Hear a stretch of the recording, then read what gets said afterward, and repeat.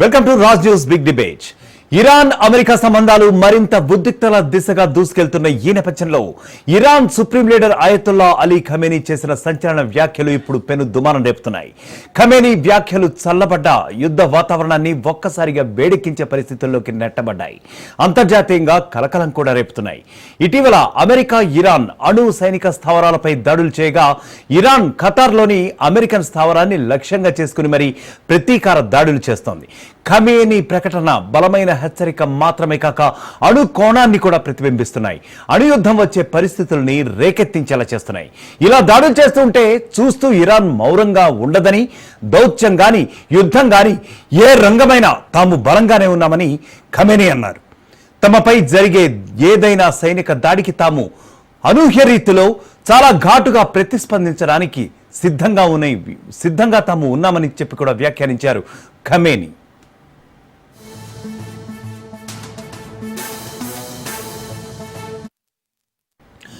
ఇజ్రాయెల్తో 12 రోజుల యుద్ధంలో జరిగిన దానికంటే ప్రత్యర్థులు అంటే ప్రస్తుతాన్ని అమెరికా ఉద్దేశించి మాట్లాడుతున్నారు ఖమేనీ. ఇంకా పెద్ద దెబ్బ రుచి అమెరికాకు చూపిస్తామన్నారు. అమెరికా శక్తిని దాని విశ్వాసపాత్రమైన ఆయన కుక్కగా అభివర్ణించారు. కుక్కగా జియోనిస్ట్ ఇజ్రాయెల్ను అభివర్ణించారు. ఇందులో ఇజ్రాయెల్ని ఎదుర్కోవడానికి సిద్ధంగా ఉన్నామన్నది 100% నిజమని ఖమేనీ అన్నారు. గత నెలలో ఇరాన్ అణు కార్యక్రమం శాంతియుత ప్రయోజనాల కోసం మాత్రమే అని ఇరాన్ చెప్పినా సరే అమెరికా ఇరాన్ అణు సైనిక సౌకర్యాలపై దాడులు చేసిందని, ప్రతిగా ఇరాన్ ఖతార్లోని అమెరికా స్థావరాలపై కూడా దాడులు చేశామని కూడా పేర్కొన్నారు ఖమేనీ. ఇరాన్ దాడి చేసిన స్థావరం చాలా సున్నితమైన అమెరికన్ ప్రాంతీయ స్థావరం. మొన్న చూపించింది ట్రయల్ మాత్రమేనని, ఇతరులపై ఇంకా పెద్ద దెబ్బ మేము వేసే అవకాశం ఖచ్చితంగా ఉందని చెప్పి ఖమేనీ మళ్ళీ చెప్తున్నారు. ఇరాన్ అమెరికాతో అణు ఒప్పందానికి అంగీకరించాలని ఆగస్టు వరకు కూడా గడువు విధించింది.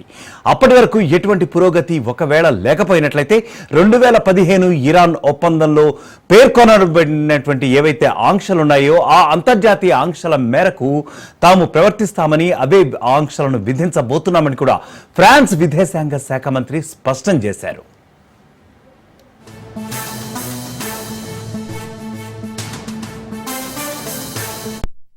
అయితే ముందస్తు షరతులతో తాము అమెరికాతో అణు చర్చలు తిరిగి ప్రారంభించలేమని ఇప్పుడైతే ఇరాన్ తమ వైఖరిని చాలా స్పష్టంగా చెప్తూ వస్తోంది.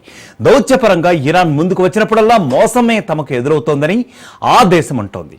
చర్చల వేదికపై తాము వచ్చినప్పుడు బలహీనమైన స్థానం నుంచి ఈసారి కాకుండా బలంగా వ్యవహరిస్తామని తాజాగా ఖమేనీ అన్నారు. దీన్ని బట్టి మనకు తెలుస్తోంది వాళ్ళు ఎంత వ్యూహాత్మకంగా వ్యవహరిస్తున్నారు ఖమేనీ అని చెప్పి. ఎందుకంటే బలమైన స్థానం నుండి ఈసారి వ్యవహరిస్తాం, గతంలో బలహీనమైన స్థానం నుంచి వ్యవహరించామేమో, కానీ ఈసారి మాత్రం చాలా బలంగా వ్యవహరించబోతున్నామని చెప్పి ఆయన పునరుద్ఘాటించినటువంటి పరిస్థితి.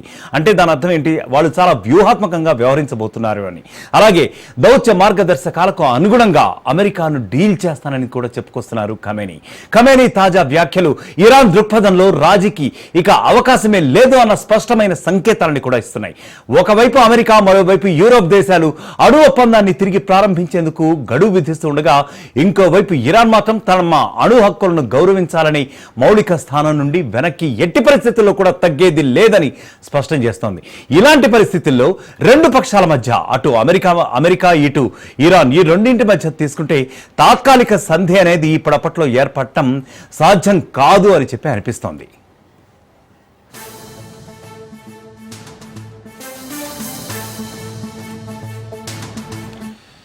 ఇక ఇదే అంశంపై మనతో ఈ రోజు డిబేట్ లో పాల్గొనడానికి మన అతిథి అందే సత్యం గారు ఉన్నారు. సత్యం గారు నమస్కారం అండి. నమస్తే అండి. బేసిక్ గా చెప్పండి, యాక్చువల్ గా ముఖ్యంగా ఇరాన్ అమెరికా పరిస్థితులు రెండు కూడా చూసుకుంటే ఇటువైపేమో ఖమేనీ ఒకవైపు నుంచి రెచ్చగొట్టే వ్యాఖ్యలే చేస్తున్నటువంటి నేపథ్యం అయితే కనిపిస్తోంది. ఎట్టి పరిస్థితుల్లో కూడా ఇరాన్ వెనక్కి తగ్గేదే లేదు అని చెప్పే పరిస్థితి అయితే కనిపిస్తోంది. ఎందుకంటే గతంలో 12 రోజుల యుద్ధం ఎప్పుడైతే జరిగిందో లాస్ట్ మంత్, ఆ యుద్ధాన్ని సీజ్ ఫైర్ జరిగిన తర్వాత కూడా ఖమేనీ తమ కంట్రీలో సంబురాలు చేసుకున్నారు. They have celebrated. అంటే ఏమిటి? తాము విజయం సాధించాము అన్నట్టుగా. మరి వారి యొక్క ప్రవర్తన చూస్తూ ఉంటే, మరి అదేవిధంగా ఆయన తాజాగా చేస్తున్నటువంటి వ్యాఖ్యలు చూస్తూ ఉంటే అసలు ఎలా చూడాలండి? అంటే మళ్ళీ ఉద్రిక్త పరిస్థితులు నెలకొనబోతున్నాయా? ఖమేనీ వ్యాఖ్యలు రియాక్షన్ తప్ప యాక్షన్ కాదు. అంటే ప్రపంచవ్యాప్తంగా ట్రంప్, నెతాన్యూ వాళ్ళు అనుసరిస్తున్నటువంటి వైఖరికి 100% ఇన్ డిటో ఖమేనీ రియాక్ట్ అవుతున్నాడు. ఎందుకంటే ఇవాళ కూడా రాత్రి కూడా ఆ సిరియాలో అంతర్గత కలహాలు అవుతున్నాయని చెప్పేసి డమాస్కస్ మీద దాడి చేసింది ఇజ్రాయిల్. గతంలో సిరియాలో ఉన్నటువంటి ప్రభుత్వానికి రష్యా సపోర్ట్ చేస్తే తిరుగుబాటు దళాలకు అమెరికా సపోర్ట్ చేసింది. సపోర్ట్ చేసి అమెరికా సపోర్ట్ చేసిన దళాల అధికారంలోకి వచ్చిన తర్వాత కూడా మళ్ళీ ఇప్పుడు అధికారంలోకి వచ్చినటువంటి ప్రభుత్వం మీద దళాల మీదనే నిన్న ఇజ్రాయిల్ దాడి చేసింది. అంటే ప్రపంచంలో ఎక్కడ తనకు అవసరం ఉంటే తన మాట వినని వాళ్ళు ఉంటే వాళ్ళ మీద దాడులు ఇజ్రాయిల్ అనే చేస్తుంది, అమెరికా సపోర్ట్ తోటి ఇజ్రాయిల్ తోటి చేయిస్తుంది. ఇది కొనసాగుతున్నటువంటి ప్రస్తుతం ఉన్నటువంటి సిచ్యువేషన్. ఉదాహరణకు యుక్రెయిన్ విషయంలో రష్యాని ఇవాళ ఒత్తిడి గురి చేస్తుంది, తైవాన్ విషయంలో చైనాని ఒత్తిడి గురి చేస్తుంది, పాకిస్తాన్ విషయంలో ఇండియాని ఒత్తిడి గురి చేస్తుంది, ఇజ్రాయెల్ విషయంలో ఇరాన్ని ఒత్తిడి గురి చేస్తుంది. ఇట్లా తన మాట వినని దేశాలన్నింటినీ కూడా ఇవాళ ఒత్తిడి గురి చేస్తుంది. ఒత్తిడికి లొంగపోతే మరొకటి టారిఫ్స్ విధిస్తా మిమ్మల్ని పూర్తిగా నిర్బంధం చేస్తా టారిఫ్ల ద్వారా అటువంటి హెచ్చరికలు, నిన్న మొన్న రష్యాకు చేసిన హెచ్చరికలు, చైనాకు చేసిన హెచ్చరికలు ఇవన్నీ మనం చూస్తున్నాం. కాబట్టి గత ఏడాది నుంచి అమెరికా మాత్రం ఇజ్రాయెల్ మాత్రం అగ్రెసివ్ గా బిహేవ్ చేసినాయి. కానీ కొత్తగా నిన్న మొన్నటి నుంచి నాటో కూటమి కూడా అదే అగ్రెసివ్ గా మాట్లాడటం మొదలుపెట్టినాయి. అంటే ఇప్పుడు ఇవాళ ఇరాన్ మీద మేము శాంక్షన్స్ పెడతామని స్టేట్మెంట్ ఇచ్చింది అమెరికా కాదు, లేకపోతే ఇజ్రాయెల్ కాదు, ఫ్రాన్స్. అంటే నాటో కూటమి మరింత అగ్రెసివ్ గా ఇవాళ పరిస్థితులు దిగజారుస్తా ఉన్నాయి. ఉదాహరణకు ఇవాళ అణ్వాయుధాలు 9 దేశాల దగ్గర ఉన్నాయి. America, Russia, China, India, Pakistan, అట్లాగే ఇజ్రాయిల్, అట్లాగే ఉత్తర కొరియా, ఇటువంటి ఫ్రాన్స్, బ్రిటన్, ఇట్లా ఒక 9 దేశాల దగ్గర అణ్వాయుధాలు తయారు చేసే కెపాసిటీ ఉంది. కానీ అణ్వాయుధాలు తయారు చేసి చేయలేని దేశాల్లో కూడా మరొక 5-6 దేశాల్లో అణ్వాయుధాలను నిల్వ చేసింది అమెరికా. అంటే ప్రపంచం మొత్తం మీద ఇవాళ తను పోలీస్ పాత్ర నిర్వహిస్తూ మిగతా దేశాల మీద ఒత్తిడి కొనసాగిస్తూ వస్తుంది. ఇది ఇప్పుడు IAEA నిబంధనలకు విరుద్ధంగా శాంతియుత ప్రయోజనాల కొరకు ఎవరికైనా అణ్వాయుధాల కార్యక్రమం నిర్వహించుకునేటువంటి హక్కు ఉంది. ఇవాళ ఇరాన్ కూడా మన యుద్ధంలో అణ్వాయుధాలు నిల్వ చేశారు, లేదా అణ్వాయుధాలు తయారు చేశారు, లేదా అణు కార్యక్రమాలు తయారు చేశారు రియాక్టర్ల మీద అమెరికా దాడి చేసింది. సరే, ఎంత దెబ్బతిన్నా మొన్నటి యుద్ధంలో ఇరాన్ మీద దాడి చేసిన దాంట్లో అణ్వాయుధాలు లేవని తేలిపోయింది. ఇరాన్ కూడా ఉంటే ఉపయోగించేది. అట్లాగే అమెరికా దాడి చేసిన దాంట్లో కూడా అణ్వాయుధాలు పట్టుబెట్టినట్టు కానీ వాటిని పేల్చేసినట్టు కానీ మనకు ప్రకటన రాలేదు. కాబట్టి ప్రతి దేశం మీద ఈ విధంగా, అంటే గతంలో ఇరాక్ మీద దాడి చేసినప్పుడు ఇరాక్ దగ్గర జీవాయుధాలు ఉన్నాయని చెప్పేసి దాడి చేసింది, సద్దాం హుసేన్ని చంపేసింది. అట్లాగే వెనుజులా తన పెట్రోల్ స్థానాన్ని నిలుపుకోకుండా అక్కడ పరిపాలించనివ్వకుండా ఆ చావేజ్ని అనేక రకాలుగా ఇబ్బందులు పెట్టింది. అట్లాగే లిబియాలో గడాఫీ మీద దాడి చేసి చంపేసింది. అంటే తనని మాట్లాడని దేశాలు అన్ని, తన మాట వినని దేశాల మీద ఆ విధంగా దాడులు చేస్తుంది. ఇప్పుడు ఉదాహరణకు IAEA నిబంధన ప్రకారం మరి పాకిస్తాన్కి ఒక న్యాయం, ఇరాన్కి ఒక న్యాయం ఉండకూడదు. కానీ పాకిస్తాన్కి ఎందుకు అణ్వాయుధాలు కలిగి ఉండేటువంటి అవకాశం ఉంది, ఇరాన్కి ఎందుకు లేదు? ఇరాన్ దగ్గర అణ్వాయుధాలు లేకున్నా సరే, అంటే పాకిస్తాన్ తనకు సరెండర్ అయి ఉంటుంది కాబట్టి, తనకు యాక్సెస్ లో ఉంటుంది కాబట్టి పాకిస్తాన్ ఏమనే పరిస్థితి లేదు. భారతదేశానికి ఎక్కుపెట్టి పాకిస్తాన్ అనేక రకాలుగా ప్రోత్సహిస్తుంది. కానీ ఇరాన్ తన సొంత ప్రయోజనాలు కూడా తయారు చేస్తే అది ఇజ్రాయెల్కు ఎప్పటికైనా ఇజ్రాయెల్ చుట్టూ బలహీనమైనటువంటి ఇస్లామిక్ దేశాలు ఉండాలనేది అమెరికా కోరిక. అట్లా ఇస్లామిక్ దేశాలన్నీ బలహీనంగా ఉండకుండా ఒక బలమైన దేశాన్ని టెక్నాలజికల్ గా ఇరాన్ ఉండటం అనేది అమెరికాకి ఇష్టం లేదు. కాబట్టి అందుకని ఇరాన్ మీద ఇవాళ కంటిన్యూస్ గా దాడులు చేయటం, ఒత్తిడి గురి చేస్తుంది. ఖోమాని ఎప్పుడు సరెండర్ గా మాట్లాడలేదు. యుద్ధానికి ముందైనా సరెండర్ గా మాట్లాడలేదు, యుద్ధ సమయంలో మాట్లాడేది, ఇప్పుడు కూడా సరెండర్ అయినట్టుగా మాట్లాడట్లేదు. మా ప్రయోజనాలు మాకున్నాయి, మేము ఎదురుదాడి చేస్తామని అంటుండు, మేము ఎదురు తిరుగుతామని అంటుండు, మమ్మల్ని క్షమించరి లేకపోతే మీరు రాండి అనట్లేదు. అయితే ఏమంటుందంటే ఇరాను మా మీద కండిషన్స్ పెట్టి చర్చలు అనుచర్చలు అంటే మేము ఒప్పుకోం, వితౌట్ కండిషన్స్ చర్చలు చేస్తే మేము ఒప్పుకుంటాం. IAEA నిబంధనలు ఏమున్నాయో ఆ నిబంధనల ప్రకారం చర్చించాలని చెప్పేసి ఇరాన్ యొక్క డిమాండ్. ఉమ్, కానీ అట్లా కాకుండా వాళ్ళ ఇష్టానుసారం వ్యవహరిస్తాం అనేటువంటి పద్ధతుల్లో ఇవాళ అమెరికా ఇజ్రాయెల్ చేస్తుంది. అందుకని ఇవాళ ఉన్నటువంటి పరిస్థితుల్లో మొత్తం మీద పశ్చిమ ఏషియాలో మళ్ళీ రెచ్చగొట్టి మళ్ళీ యుద్ధ వాతావరణం సృష్టించి ఇవాళ ప్రపంచ శాంతికి దరిదాపు ఇజ్రాయెల్ అమెరికా విఘాతం కలిగిస్తున్నాయి. మనం చూసాం గతంలో పాలస్తీనాలో వాస్తవానికి ఇజ్రాయెల్ వర్సెస్ పాలస్తీనా నడుస్తున్నటువంటిది. అవును, పాలస్తీనాకు విద్యలకు ఎప్పటి నుంచో 50 ఏళ్ల నుంచి వైరుధ్యం ఉంది. అవునండి. 50కి ముందు అసలు ఇజ్రాయెల్ అనే దేశమే లేదు. ప్రపంచవ్యాప్తంగా ఉన్నటువంటి యూదులకు ఒక దేశం కావాలని ఇజ్రాయెల్ ని పాలస్తీనా గడ్డ మీద క్రియేట్ చేశారు. అటువంటి పాలస్తీనా మీద ఇవాళ ఒత్తిడి చేయటమే కాకుండా పాలస్తీనా యొక్క నాయకుడు యాసఫ్ అరాఫత్ ఉండేవాడు. అవును, అరాఫత్కు వ్యతిరేకంగా మోడరేట్ పాలస్తీనియన్, అతనికి వ్యతిరేకంగా హమాస్ని ఎంకరేజ్ చేయటం, గెలిపి ఎలక్షన్లో గాజా ఎలక్షన్లో కూడా హమాస్ని గెలిపించింది ఇజ్రాయెల్ అమెరికా కలిపి. ఆ తర్వాత హమాస్ ఉగ్రవాదులు అని చెప్పేసి ఇజ్రాయెల్ మీద హమాస్ దాడి చేయటం, హమాస్ పేరు మీద ఇవాళ పాలస్తీనాని దరిదాపు నరమేధ చేస్తుంది. ఇప్పటికీ 60-70 ఏళ్ళు ఏ బిల్డింగ్ లేదు, ఏ టౌన్ లేనటువంటి పరిస్థితి సృష్టించింది.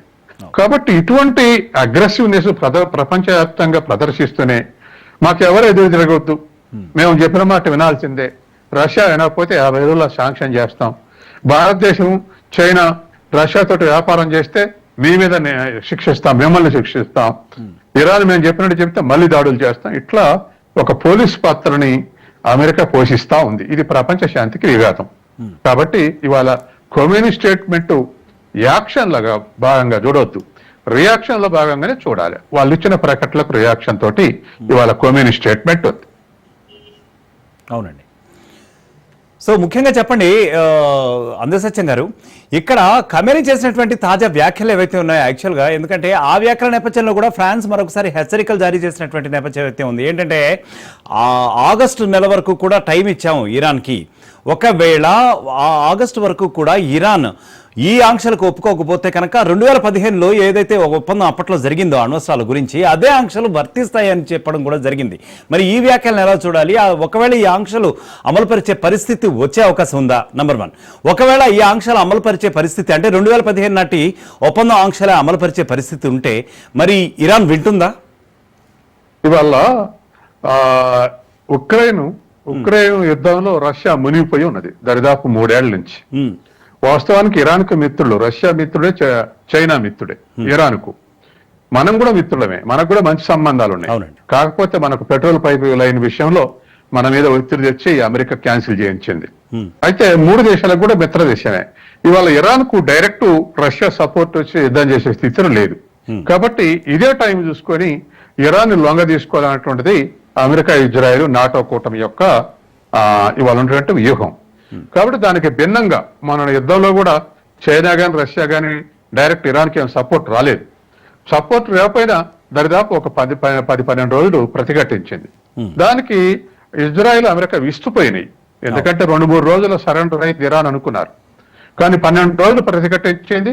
ప్రతిఘటించే ఇరాన్కి ఎంత నష్టం చేసిరో ఇరాన్ ఇజ్రాయెల్ కూడా అంత నష్టం చేసింది. దరిదాపు ఐరన్ డోమ్ మా దేశాన్ని ఏం చేయలేదు, ఇరాన్ ఆయుధాలు అనుకుంటే ఇజ్రాయెల్ ని కూడా చాలా కొలాప్స్ చేయగలిగింది ఇరాన్.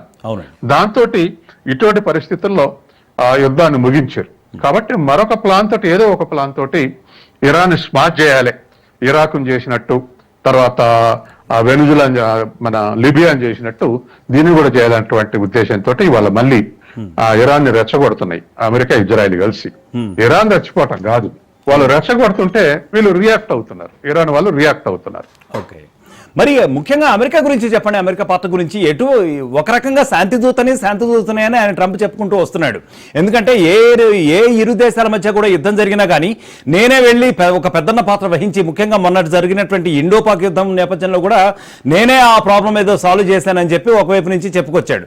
మళ్ళీ మొన్న 12 రోజులు జరిగినటువంటి యుద్ధం నేపథ్యంలో కూడా ఆయన ఏం చెప్పాడు, నేనే మధ్యవర్తి పాత్ర పోషించాను, ఈ యుద్ధాన్ని నేనే ఆపాను అని చెప్పి చెప్తున్నాడు. ఒకవైపు ఏమో శాంతి దూత అని చెప్పి ప్రవచనాలు వల్లిస్తున్నాడు ట్రంప్, మరొక వైపు ఏమో ఈ రకమైనటువంటి దుందుడుకు చర్యలకు పాల్పడుతున్నారు. అసలు బేసిక్ గా అమెరికా బిహేవియర్ ఎట్లా చూడొచ్చు సార్? అమెరికా బిహేవియర్ ఎట్టున్నా, అమెరికాలో ట్రంప్ బిహేవియర్ మాత్రం అమెరికాలో అన్సర్టనిటీ ఫేస్ చేస్తుంది, ప్రపంచం అంతా కూడా అన్సర్టనిటీ ఫేస్ చేస్తుంది. ఎందుకంటే ఇవాళ ఈ ట్రంప్ వచ్చిన తర్వాతనే మొత్తం దుందుడుకు చర్యలతోటి ప్రపంచవ్యాప్తంగా శాంతికి విఘాతం కలుగుతా ఉంది. అవునండి. నెంబర్ 1. నెంబర్ 2, అమెరికా ఇప్పుడు పాకిస్తాన్ రక్షణ మంత్రి చాలా ధైర్యంగా అన్నాడు ఒక 3 నెలల క్రితం. ఎవరు అనే మాట ఏమన్నాడంటే, పాకిస్తాన్ కి సపోర్ట్ చేసిన రక్షణ మంత్రి స్టేట్మెంట్ ఏమిటంటే, అమెరికాకు యుద్ధాలు లేదే బతకలేదు, దాని ప్రొడక్షన్ సెక్టార్ అంతా కూడా యుద్ధ సామాగ్రి తయారు చేయటమే. కాబట్టి ఏ 2 దేశాల యుద్ధం వచ్చినా అమెరికా ఉత్సాహంగా ఉంటుంది అని చెప్పేసి ఒక స్టేట్మెంట్ ఇచ్చాడు. చాలా ధైర్యం అనే స్టేట్మెంట్ ఇచ్చాడు. తర్వాత అమెరికా యుద్ధాలను కోరుకుంటుందని కూడా ఒక స్టేట్మెంట్ ఇచ్చాడు.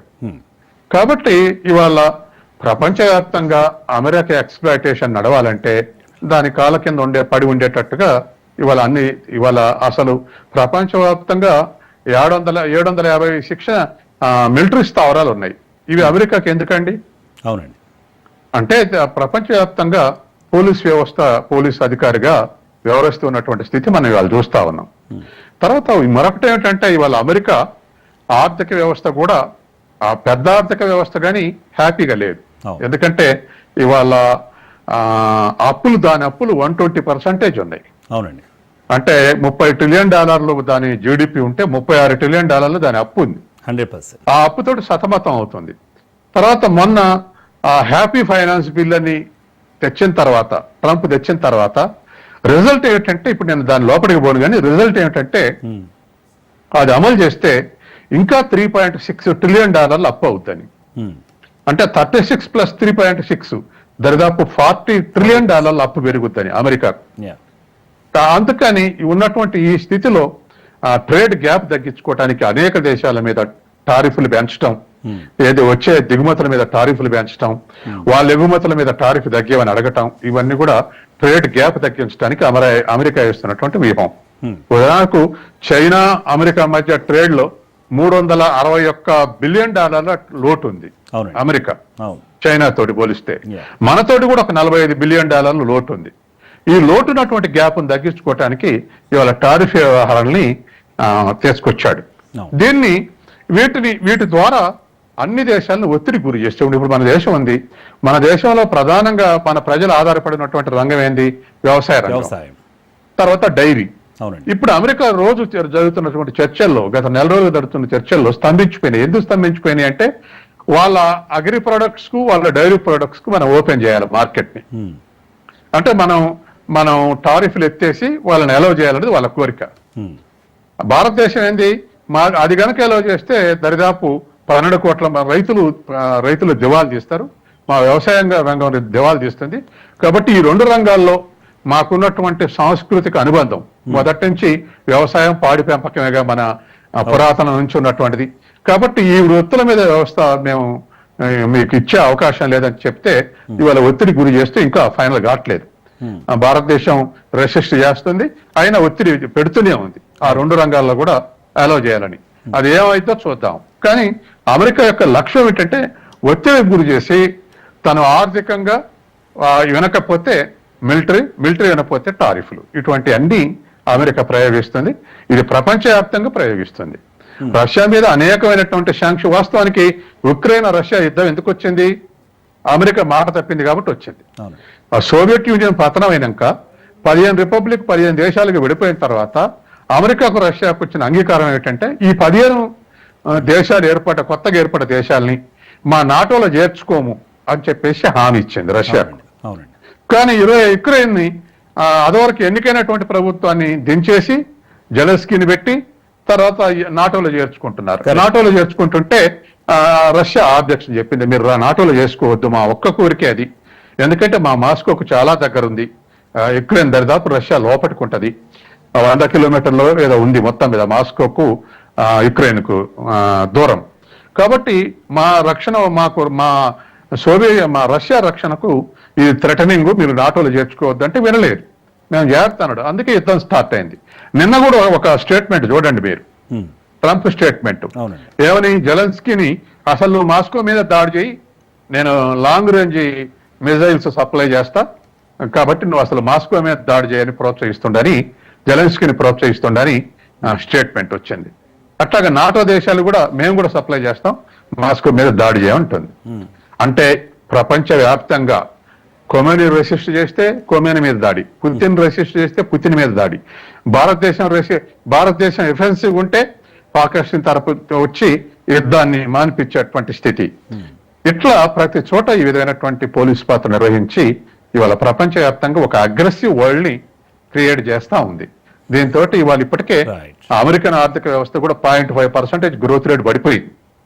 అట్లాగే ప్రపంచం యొక్క గ్రోత్ రేట్ కూడా రివర్స్ ట్రెండ్ లో నడుస్తుంది అమెరికా చేయబట్టి. కాబట్టి ఈ దృష్ట్యా ప్రపంచవ్యాప్తంగా ఉన్నటువంటి దేశాలన్నీ మరి మొన్న ఈఎన్ఓలో 149 దేశాలు వ్యతిరేకంగా తీర్మానం చేసినాయి ఈ గాజా మీద దాడులు ఆపాలని. అంటే వాళ్ళ అభిప్రాయాన్ని గౌరవించైనా కాకుండా ఈఎన్ఓని హైజాక్ చేసి దాడులు చేయటం, వివిధ దేశాల మీద ఒత్తిడి సృష్టించడం, ఏ దేశానికి ఆ దేశాన్ని విడదీసి పడేయటం, ఇటువంటివన్నీ చేసుకుంటూ వస్తుంది. మొత్తం మీద చూసుకుంటే యాక్చువల్గా ప్రపంచ దేశాలు అన్నింటి మీద కూడా అంటే ముఖ్యంగా తమకు ఫేవర్గా ఏవైతే కంట్రీస్ ఉన్నాయో వాటి వైపు మాత్రం చాలా ఫేవర్గా ఉన్నాడు ట్రంప్ కూడా. అట్ ది సేమ్ టైం ఏవైతే వాళ్ళ టారిఫ్స్ని అంటే వాళ్ళ యొక్క విధి విధానాన్ని వ్యతిరేకిస్తున్నాయో కేవలం యుద్ధ విషయాలు మాత్రమే కాదనుకోండి, ఇంకా ఏ రకంగా వాళ్ళకి సానుకూలంగా లేకపోయినా ఆ కంట్రీస్ మీద ట్రంప్ తన ప్రతీకార చర్య అయితే తీసుకోబోతున్నాడని చెప్పొచ్చు. మీరేమంటారు? యాక్చువల్లీ ఇప్పుడు 91లో ప్రపంచీకరణ తీసుకొచ్చినప్పుడు అనేక దేశాలకు అమెరికా చెప్పింది ఏంటంటే టారిఫ్ లెవెల్ 0 లెవెల్ ఉండాలి. అవునండి. ఏ దేశాల మీద టారిఫ్లు ఎక్కువ చేయొద్దు, ఇది ప్రొటెక్షన్ పాలసీ అంటే రక్షణాత్మక ఆర్థిక విధానాల వల్ల ప్రపంచ గ్రోత్ ఆగిపోతుంది, వివిధ దేశాల యొక్క గ్రోత్ కూడా ఆగిపోతుంది, వీటికి అడ్డంకి ఉండే టారిఫ్లు వీటిని ఎత్తేయాలి, గ్లోబలైజేషన్ అంటే అదే అని 91 అనేక మందిని లొంగ తీసుకుని ఒప్పందాల మీద సంతకం పెట్టించి అవునండి మన దేశాన్ని మీద వ్యవసాయానికి సంబంధించి డంకెల్ డ్రాఫ్ట్ ఆధారంగా డంకెల్ ప్రతిపాదనలకు ఘాటు ఒప్పందం మీద సంతకం పెట్టించింది. WTOలో మెంబర్ గా మార్చింది. ఇట్లా ప్రపంచవ్యాప్తంగా ఈ విధంగా టారిఫ్ మినిమం చేయాలి అని చెప్పేసి WTO తీసుకొచ్చి వాటి ప్రకారం అగ్రిమెంట్లు చేసి ఇప్పుడు గత 35 ఏళ్లుగా మిగతా దేశాలను ఎదిగి అమెరికాకి ఎగుమతి చేసే స్థితికి వచ్చినాయి. అమెరికా దిగుమతి దేశంగా మిగిలిపోయింది. వాళ్ళకు తయారీ రంగం లేదు. సర్వీసెస్ ఎక్స్పోర్ట్ చేస్తే లాభం, తయారీ రంగం కానీ వాళ్ళు సర్వీస్ సెక్టర్ డెవలప్ చేసుకొని ఎగుమతి చేసి తయారీ రంగాన్ని దిగుమతి చేసుకుంటుంది. ఇప్పుడు అది కూడా ఇష్టం లేక ఆ తయారీ రంగం నుంచి వచ్చేటువంటి వాటి మీద ఆ టారిఫ్లు పెంచితే అమెరికాలో ఇండస్ట్రియలిస్టులు వస్తారు. అమెరికాలో తయారు చేయండి, మనకు కూడా మొన్న ఐఫోన్లు తయారు చేస్తానంటే హెచ్చరిక పెట్టిందిగా అమెరికా, భారతదేశంలో తయారు చేసి తీసుకురావద్దు, మా దేశం వచ్చి తయారు చేయండి అన్నది. అంటే వాళ్ళ అమెరికా ట్రంప్ ఉద్దేశం ఏంటంటే ఇవాళ టారిఫ్ గొడవ ఒకటి ట్రేడ్ గ్యాప్ తగ్గించుకోవడానికి, రెండు స్వదేశంలో పరిశ్రమలు డెవలప్ అయితే ఉద్యోగిత పెరుగుతుంది అమెరికా. అంటే coming back to the same topic Satyam garu, I'm sorry, coming back to the same topic actual గా ముఖ్యంగా ఇరాన్ అమెరికాకి సంబంధించినంత వరకు మరి ఇప్పుడు ఏంటి ఆగస్ట్ వరకు ఇరాన్ పేషెంట్ గా ఉంటుందంటారా, లేకపోతే లేదంటే ఆగస్ట్ తర్వాత మరి ఆ ఆంక్షల గురించి ఏందా మనం మాట్లాడుకున్నాం కదా, సో ఆంక్షల్ని ఉల్లంఘించే పరిస్థితి వస్తుందంటారా? ఎందుకంటే ప్రస్తుతం ఖమేనీ చేసినటువంటి వ్యాఖ్యలను చూస్తే అలాగే అనిపిస్తుంది, ఎట్టి పరిస్థితుల్లో మేము వెనక్కి తగ్గేది లేదు అని. అలాగే ఆయన ఏమి వెనకడుగు వేసినట్లుగా కూడా ఏం కనిపించట్లేదు. మరి సో మరి ఆగస్టులో ఏం జరగబోతుంది అంటారు? యాక్చువల్ గా ఇప్పుడు ఏ రోజుకి ఆ రోజు డెవలప్మెంట్స్ ఉంటున్నాయి. మనం ఇజ్రాయెల్ దాడి చేస్తే ఇజ్రాయెలే యుద్ధం చేస్తుంది అనుకున్నాం, కానీ అమెరికా వచ్చి దాడులు చేస్తుంది ఇరాన్ మీద ఎవరు ఎక్స్పెక్ట్ చేయలేదు. అవునండి, కానీ దాడులు చేశారు. రేపు ఇవాళ ఇరాన్ ఎట్లాగో ప్రతిఘటించే స్థితిలో ఉన్నది, సరెండర్ అయ్యే స్థితిలో లేదు ఇరాన్. ఎగ్జాక్ట్లీ. అది వాళ్ళ మత నమ్మకాల ద్వారానా, లేకపోతే వాళ్ళకున్న ఆయుధ సాంపత్తి తోటి ఒక సెల్ఫ్ కాన్ఫిడెన్స్ తోట, లేకపోతే యుద్ధం పెరిగితే ఇస్లామిక్ దేశాలు కూడా సపోర్టింగ్ వస్తాయి, ఆ తర్వాత వెనకాల రష్యా చైనా కూడా సపోర్టింగ్ వస్తాయంటే నమ్మకం. అదే sir, sorry to interrupt you. ఇక్కడ ఇదే ఒక ప్రశ్న నేను మిమ్మల్ని అడుగుదాం అనుకుంటున్నాను. యాక్చువల్ గా మీ అభిప్రాయం ఏంటో తెలుసుకోవాలనుకుంటున్నాను. ఎందుకంటే బలహీనమైన స్థానం నుంచి మాత్రం ఈసారి మేము చర్చలు ప్రారంభించము, మరొకసారి చర్చలు చేసినా సరే బలమైనటువంటి స్థానం నుంచి మాత్రమే మేము అమెరికాతో చర్చలు చేస్తామని చెప్పి చాలా ఘంటాపథంగా చెప్తున్నటువంటి పరిస్థితి ఖమేనీ. మరి what exactly are the factors for అంటే దాని అర్థం ఏంటంటే మేము క్షమాపణలు చెప్తూ మేము తప్పు చేసిన వాళ్ళుగా చర్చలకు రాము, ఈక్వల్ పార్ట్నర్స్ కి వస్తాం. అంటే అఫెన్సివ్ నే వస్తాం ఏదైనా చర్చలు జరుపుతా ఉంటే, అంతే తప్ప మీరు డిక్టేట్ చేస్తే మేము వినుకుంటూ కూర్చోవటం ఆ పద్ధతిలో కాదు. ఈక్వల్ స్టేటస్ తోటే మేము యుద్ధం చేసినట్టే చేస్తాం, చర్చలు జరిపి అదే చర్చలు చేస్తాం అనేది ఇరాన్ యొక్క వైఖరి. కాబట్టి ఇరాన్ మొదటి నుంచి కొంతమందికి తలబిరుసు అనొచ్చు కానీ మొదటి నుంచి కూడా ఇజ్రాయెల్కి కానీ అమెరికా కానీ సరెండర్ అయ్యే స్థితిలో ఇరాన్ లేదు. కాబట్టి ఇవాళ ఉన్నటువంటి పరిస్థితుల్లో ఇరాన్ చేసిన తప్పు ఏమిటని ప్రపంచం అడుగుతుంది. ఏం తప్పు చేసిందని. ఇప్పుడు అణువిద్యుత్ శక్తి కోసం లేదా అణు కార్యక్రమాలు వాళ్ళ వాళ్ళ స్వయం పోషకం కోసం తయారు చేసుకుంటే ఇవాళ తప్పు లేదు కదా. ఉదాహరణకు ఫ్రాన్స్ ఉంది, వాళ్ళ ఎలక్ట్రిసిటీలో 85% ఆటమిక్ ఎనర్జీ ఉంది. కరెక్టేనండి. ఎందుకంటే ఇరాన్ కూడా ముందు నుంచి చెప్తూనే వస్తూ ఉంది. ఎందుకంటే మాకు న్యూక్లియర్ ఎన్రిచ్మెంట్ అనేది కేవలం శాంతి పర్పస్ కి మాత్రమే తప్ప వేరే రెచ్చగొట్టే ధోరణులతో లేదు. ఫ్యూచర్ లో ఏదో యుద్ధానికి ముందుకే ఊరికే ఆలోచనలతో అయితే మేము రావట్లేదు. కేవలం శాంతియుత ప్రతిపాదనలతో మాత్రమే మేము మా వరకు సంబంధించినంత వరకు ఈ యొక్క అణ్వస్త్ర న్యూక్లియర్ ఎన్రిచ్మెంట్ చేసుకున్నాం అని చెప్పి చెప్తూనే వస్తుంది. అంటే అమెరికాకు ఉన్న ఇన్ఫర్మేషన్ ఏమిటంటే 400 కేజీలు ఇవాళ శుద్ధి చేసినటువంటి యురేనియం ఉంది. అవి దరిదాపు ఒక 10-12 అణ్వాయుధాలు తయారు చేయడానికి సరిపోద్ది. ఇక నెక్స్ట్ స్టెప్ అణ్వాయుధాలే తయారు చేస్తుంది ఈ శుద్ధి చేసినటువంటి యురేనియం ఉన్న తర్వాత. కాబట్టి తయారు చేయబోతున్నారు. అవి తయారు చేయకుండా అడ్డుకోవాలి. అవి తయారు చేస్తే బలమైన దేశంగా మారుతుంది అని చెప్పేసి అమెరికా ఇజ్రాయెల్ యొక్క అణ్వాయుధాలు ఇరాన్ చేతిలో లేకుండా చేయాలనేది కోరిక. అవునండి. అది పాకిస్తాన్ లెక్క ఇరాన్ కూడా సరెండర్ అయి ఉంటే తయారు చేసుకుని ఏమనుకోరు. అవును, భౌగోళికంగా చూసుకున్నా కానీ ఇరాన్ లో అయితే యురేనియం నిక్షేపాలు చాలా పుష్కలంగా ఉన్నాయి యాక్చువల్ గా.